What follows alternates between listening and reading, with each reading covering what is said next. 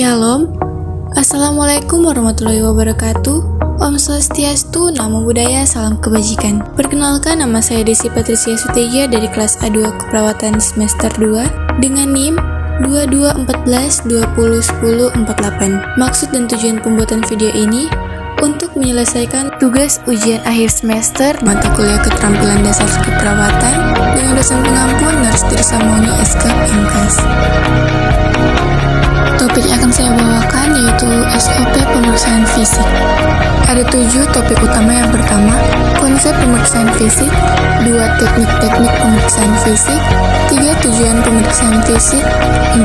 Indikasi pemeriksaan fisik. 5. Manfaat pemeriksaan fisik. 6. SOP pemeriksaan fisik. Dan 7. Pemeriksaan head to toe. Materi yang pertama, konsep pemeriksaan fisik. Pemeriksaan fisik berasal dari kata physical examination yang artinya memeriksa tubuh. Jadi, pemeriksaan fisik merupakan pemeriksaan tubuh dengan atau tanpa alat untuk tujuan mendapat informasi atau data yang menggambarkan kondisi klien yang sesungguhnya. Pemeriksaan fisik juga merupakan proses penting dalam keperawatan untuk mendiagnosa kesehatan.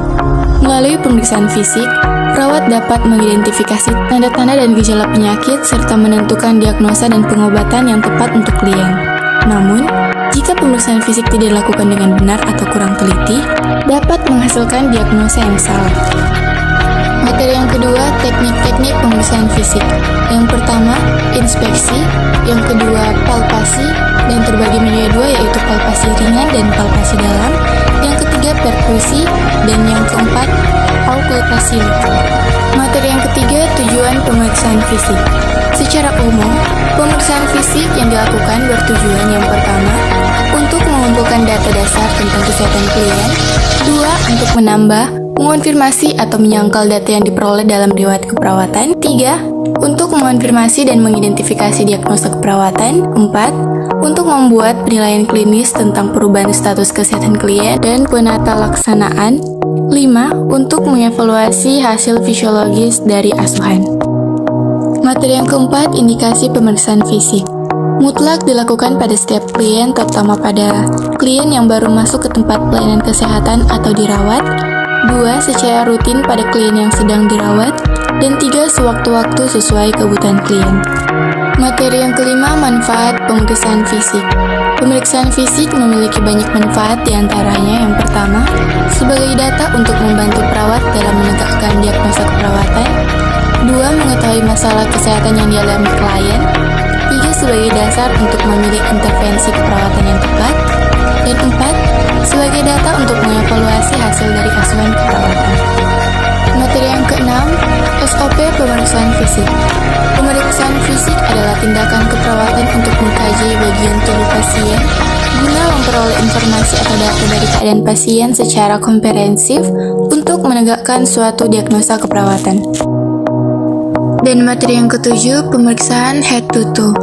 Adapun prosedur tindakan dari pemeriksaan fisik secara head to toe, yaitu setiap tahap-tahap pemeriksaan fisik harus dilakukan secara urut dan menyeluruh dan dimulai dari bagian tubuh. Yang pertama, pemeriksaan kulit, rambut, dan kuku. 2. Kepala meliputi mata, hidung, telinga, dan mulut. 3. Leher meliputi posisi dan gerakan trikea. 4. Dada meliputi jantung dan paru-paru. 5. Abdomen meliputi pemeriksaan dangkal dan dalam. 6. Genitalia. 7. Kekuatan otot atau muskuloskeletal. Dan 8. Neurologi. Kesimpulannya, jadi pemeriksaan fisik merupakan pemeriksaan tubuh dengan atau tanpa alat, tujuan mendapatkan informasi atau data yang menggambarkan kondisi klien yang sesungguhnya. Teknik yang diperlukan dalam pengerjaan fisik ada 4. Yang pertama, palpasi. 2. Inspeksi. 3. Auskultasi. Dan 4. Perkusi. Indikasi juga mutlak dilakukan pada setiap klien, terutama pada klien yang baru masuk ke tempat pelayanan kesehatan untuk dirawat, secara rutin pada klien yang sedang dirawat, dan sewaktu-waktu sesuai kebutuhan klien. Pemeriksaan head to toe adalah pemeriksaan tubuh klien secara keseluruhan atau hanya bagian tertentu yang dianggap perlu untuk memperoleh data dan sistematis dan komprehensif, memastikan atau membuktikan hasil anamnesa, menentukan masalah dan merancang tindakan keperawatan yang tepat bagi klien. Pendekatan ini dilakukan mulai dari kepala dan secara beruntun sampai ke kaki.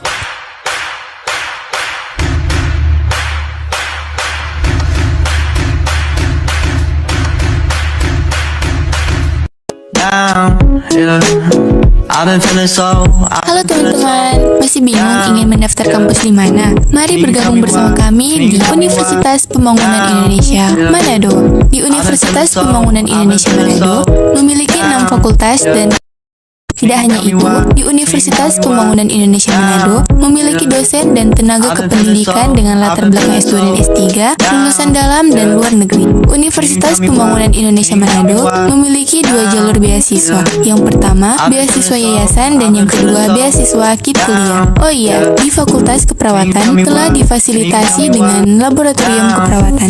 Jadi, bagi teman-teman yang masih bingung, jangan ragu bergabung dengan kami karena Universitas Pembangunan Indonesia Manado telah terakreditasi B.